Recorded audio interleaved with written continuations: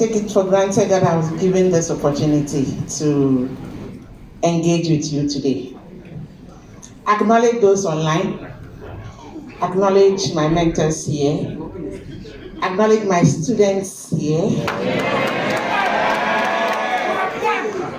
acknowledge my friends here, acknowledge everybody. The theme that has been given to today's or this week's events, the future of nursing and midwifery in Ghana, lessons from COVID-19. When I was given the responsibility, I was asking myself, what would Asantua say about this? What would the Vice President say about this? And therefore, I tried as much as possible to stay off what they might say. But unfortunately, some of my thoughts resonate with what they have said. So if I repeat something, well, I will not belabor it, but just for you to know that is important. So we are all aware that COVID-19 has been a global issue. And over 200 million plus got infected globally, and over 4 million people died globally. We also know that in Africa, especially in Ghana, we lost some people and some nurses also. I was also infected somewhere in January this year. And I must tell you that COVID-19 is a very dangerous illness. I couldn't do anything. I couldn't sleep well. I couldn't walk well. Even now, I feel that the repercussions of the disease has made me a little slower in terms of the way I used to fly. So COVID-19 is real, and I hope that moving forward, we'll all learn lessons from COVID-19.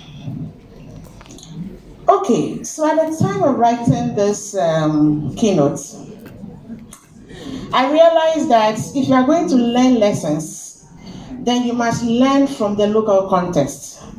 And fortunately, together with some of my colleagues at the University of Ghana, namely Dr. Hene Nyamponsa, Idrisu Favra, and Boite, we conducted a study where we spoke to some nurses and midwives who were working in the various treatment centers across the country, from the north to the south. And we found a few things. And some of these things also are in the literature that I have reviewed when I was preparing for this speech. Some of them included, of course, inadequate PPEs that we're all aware of.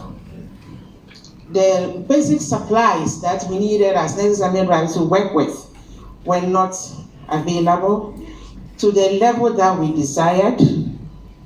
Because Ghana is hot, when we wear the complete PPEs, it was very uncomfortable, especially for our sisters and brothers in the north. It was very, very uncomfortable. And also because some of our facilities were not air conditioned. Another thing that we saw was that some, because of the stigma associated with COVID-19, their friends and their family members were not ready to connect with them or associate with them. And so, from a direct participant, she got her things stolen because at the time of the pandemic, people were working long hours, so 12-hour shifts. You got home, you are very tired, and so you said, well, let me rest more, but before I realized you are sleeping. So this lady said, I got home very late after a 12-hour shift, and I decided to charge my phone for a while. As I sat down in the chair to rest, before I realized I was asleep. The next time I woke up was around 2 a.m. and my phone was gone, my laptop, my iPad, My 2 pen drives and my money were all gone. I was robbed. Perhaps somebody in this room might have also experienced a similar thing. The stigmatization was very, very serious in some of our facilities. So, another nurse said, ever since I volunteered to work at the Isolation and Treatment Center, I could not join to sit with my colleagues in the ward again. Sometimes, when they see you approaching them, they will quickly disperse. Some will boldly say, Corona is coming. Really? Now, my mom, children, and husband are afraid to come close to me at home, all because I have come in contact with an infected person in the course of my work. There are, a lot of these, but I'm trying to draw a foundation from the lessons that we learn from our local context, because we are Ghanaians, and I want to make this interaction with you context specific. To support what our president said a moment ago in terms of transportation, the need to make it possible for nurses and midwives to own their vehicles. During the pandemic, especially during the lockdown, this was a challenge. And so some had it very difficult to commute to and from work. Some hospitals tried to get vehicles to pick their nurses and midwives, but it wasn't across the country. Another issue was accommodation. Some tried to get temporary accommodation near the hospitals for the nurses and midwives who work at the treatment centers so that they would not go home. Remember the stigmatization? So this nurse said, I think when the whole thing started, we were challenged with transports to and from the hospital.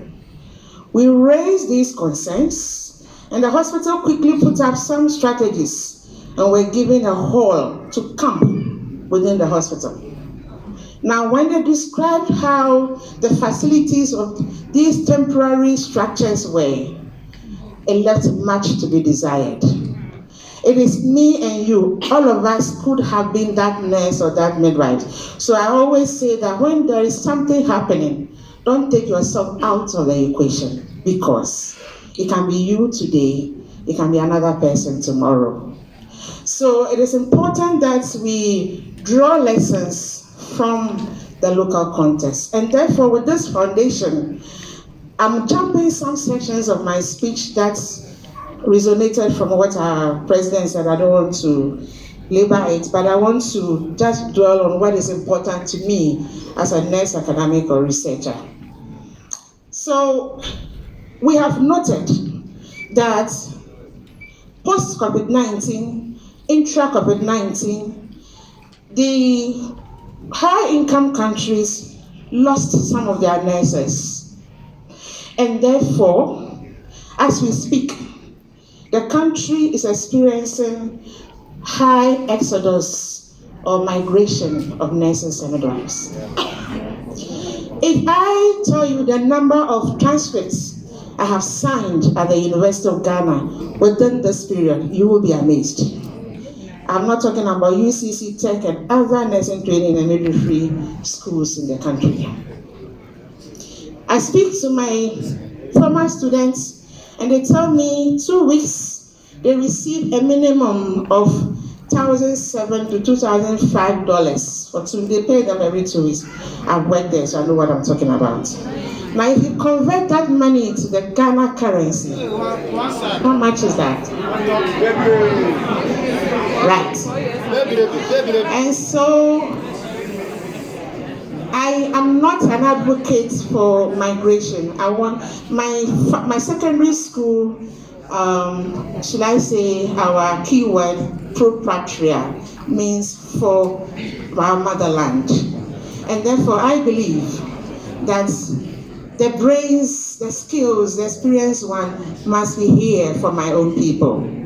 But we have freedom of choice and decisions. Therefore, people would want to travel. I can't stop you. So if the resources and the conditions here are better, would they go? No. So I am resonating what our president said a moment ago about improving conditions of service for our nurses and midwives so that those experienced ones can stay. In this speech, acknowledge that those who are traveling are the experienced ones, unfortunately. Yes. And remember, I said the patient tomorrow, today can be you or myself. And so if the ones that are left are not experienced, if I am sick tomorrow, who will take care of me? So we must take this issue seriously. COVID-19 impacted our educational system to a large extent. Being an educationist for 20 years, if I don't say anything about it, then my speech is not complete. Nursing and midwifery is both theory and practice. Heavy practice, especially at the beginning. Diploma, degree, you need a heavy skill component of the training. Masters, you're already a certified nurse. PhD, I'm not worried about you. So if COVID-19 says face-to-face, stop, let's go online. Can I teach you how to make a bed online? How to dress a wound online? I can show you the video, but it's not the same. Yes. And so COVID-19 has taught us that as educationists or as a country, we must invest in high fidelity skills laboratories where the mannequins can mimic humans so we can train them even in the midst of whatever infection that will come up in the future. It is also telling us that we must empower and resource our community-based facilities so that nurse or midwife will not have to commute a longer distance to hospital B and be exposed en route. Remember, I said that most nurses do not have the means to buy their own vehicles in the first place. So it is important that we resource our community-based facilities so that we can increase the placement sites for our students, nurses, and midwives. In this sense, it is important that post-COVID-19 era, we find innovative ways of combining online and face-to-face training so that we will not compromise on the skills.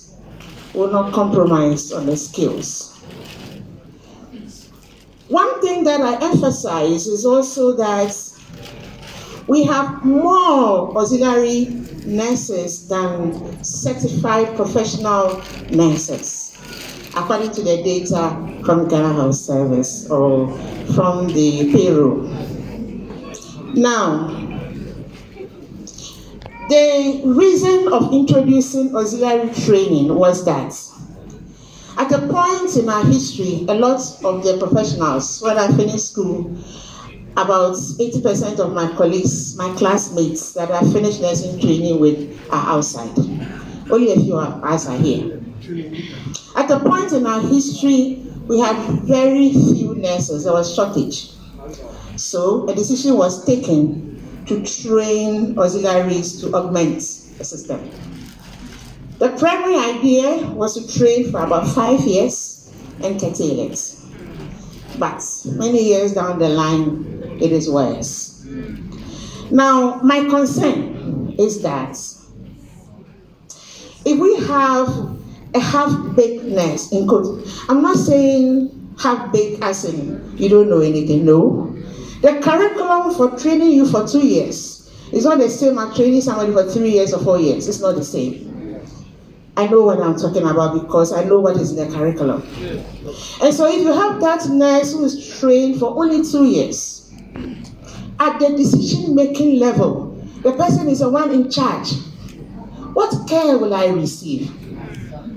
The person may not know everything that the person has to know within that short time. So, to support what even the Vice President said, that he has heard us, that we want to introduce, the entry should be degree, that is 4 years. I'm also saying that we are begging that if the letters come for it to take off, they should not let us reverse it in a week or 2 weeks. It has happened before. So we are saying that we need the qualified nurses and midwives across the country. Once we make the conditions better, everybody will accept posting. Another thing that I recognized in my address is administration and leadership. COVID-19 has taught us as nurses and midwives that we should not sit down for manna to fall from heaven. Nurses and midwives must learn how to engage stakeholders. They must learn how to advocate. They must learn how to seek funding and resources. They must learn how to collaborate with the multidisciplinary team locally and internationally so that in any event, we can survive the system. When the pandemic happened, some facilities were able to quickly, bring something on board by collaborating with the district assembly, their MP, others who were just sitting down. So we must learn as leaders, the districts, national executive, regional, you are all leaders. Tomorrow, her term of office will finish. You will be the next president. What will you do? So we must sharpen our leadership skills so that at any time moving forward, we can withstand the test of time and we can be resilient. I also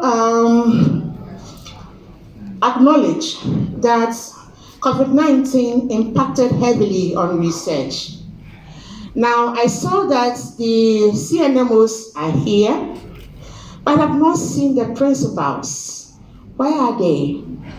I've not seen the HODs and the deans of schools of nursing and midwifery. Over the years, we have been highlighting nursing practice. That is where we faltered. It is nursing practice, nursing leadership, nursing research, and the unionism and regulation must also be having the same priority. The Vice President's speech highlighted what NMC, Nurse and Midwifery Council, has done. Is that all? No? For the whole of the sub-region, University of Ghana has introduced the first PhD in nursing. That needs to be applauded. This year, the first cohort of MPhil MSc midwifery students, for the first time in the country, are going to come to school. It's something to be applauded. Because over the years, we have not equally, see, when you look at the scale and everybody is not on the same line, there's something wrong. We have looked at nursing. 1980, nursing degree started. When did the midwifery degree start? 2000, masters in nursing started. And now the midwifery masters is starting. Why? So I'm saying that moving forward, for us to survive the system, we must reposition the skill to put the priority on all the anchors of nursing and midwifery, not only practice. So, in terms of the research realm, ethics committee were not meeting often, so it delayed students, faculty approval for research. You submit a manuscript and they tell you because of COVID-19, the rates of review of the paper will delay, so it delays publication and therefore promotion. When you go from the north to the south, nursing professors in active service, we are only 3. Meanwhile, university level education in nursing started way back in 1963. What happened? And so if we don't place research as part of the focus, GRNMA, please, you have to put everything on the same line and push it at the same time for us. If not, I have said this today, 5 years to come, another person will come and stand here and say the same thing. I don't want that to happen. We want to push our profession forward so that at the end of the day, the leader will shine, the educationist will shine, the clinician will shine, everybody will shine. So I'm calling the central body. I see the union as a central body because we all belong to it. So that at the end of the day, we will be able to make it together. Like I said, when the president speaks and the Aziato speaks, the professor doesn't have much to say. So I have a few recommendations to end my short address. The first one is that nurses and midwives should spearhead vaccine education actively and engage all stakeholders to enhance acceptance. Vaccine for COVID, vaccine for cervical cancer, vaccine for everything. Some Ghanaians do not want anything to do with vaccination. I don't know what they are afraid of. In this regard, our voice must be heard when we are conducting vaccine-related research, procurement, storage, administration, and everything, so we'll be well informed as we educate our people. The second is that there should be introduction of new special programs at the Ghana College. As we reveal new things, we shouldn't wait until it has happened before we are now rushing. When COVID happened, some of our nurses were afraid because they were not skilled in infectious disease nursing. Another thing I have highlighted here is continued efforts to employ hybrid and innovative ways in training of nurses and midwives in the country. And here I emphasize that we should try and get opportunities for international collaboration and placement, mobility for our nurses and midwives. In fact, when I go and I see it and I come back, well, I've seen it before. In fact, as I stand here, if you dash me for free to go to any of the countries, I won't go because so when they see and they experience it, they can also say something, so they are not kind of pushy. In fact, anytime I travel, I engage with the Ghanaian community out there, and it's not all rosy. Some move from job A to job B, neglect their children. Now the children, teenage pregnancy, drug addiction, just name it. They are there, but they are not happy. They went there, they were working, no school, now they cannot come back. Because your friends have moved. They are coming to do what? So it is not all rosy. And therefore, I'm saying that during the training, during our hospital engagement, let's collaborate so there will be exchange programs so people can travel 3 months, 6 months, a year, and come back. And they have also experienced it, they've also seen it. The fourth thing I highlight here, my concluding comments, is the need for multidisciplinary and team approach to all that we do. From the training, to the clinical area, to the research field, I have not come this far as a single. If you look at my publications, over 70, I think there's only one or so that's the review paper I'm a single author. All of them is with other people. And not only nurses, but other people. As we work together, we learn from each other, and together we move together. It is just like that. If you are a solo, your pace is slower. I mean, solo as in working, but when it comes to research, solo doesn't help. I'm just being honest with you. The last but one or so is that the world is moving forward, and therefore one of our fraternal messages mentioned e-health or something. I'm adding robotics and telemedicine. Elsewhere, you just press something and that medicine will come from wherever it is coming for you to just pick and administer. You just press something, whatever you need, with a code, it will come. Why do you have to walk from A to B to C? You are so tired, you are sweating. We need to find a way of automating our system so that the presidents will digitalize our hospitals for us. Anyway, so conditions of service cannot be overemphasized. If I am happy, it's not only about money. Sometimes it's just about some lunch, sometimes just about some, some package, recognition, conditions of service makes people commit to an organization or commit to an environment. So I am begging the leadership, don't relent in your effort, don't have a soft heart, push for our nurses and midwives. So lastly, even though I am supporting introduction of degree level entry, when the blind leads the blind, they all fall in the dish. How is our training institution? Are they ready for degree level training? That is why I wanted them here.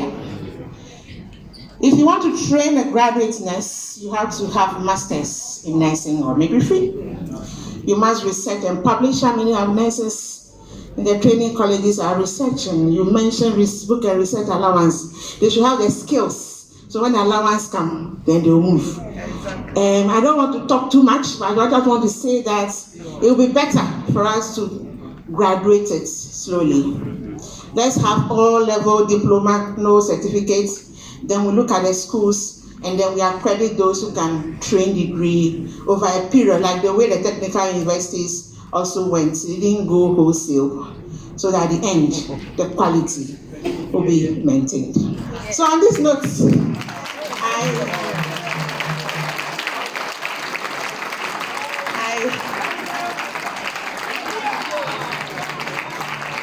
I didn't really read my speech. I had a conversation with you, and thank you for your time. This is a professorial lecture by all standards. We can do it better with a standing ovation for Professor Lydia Aziato. I tell you, Prof, you said it all. We are so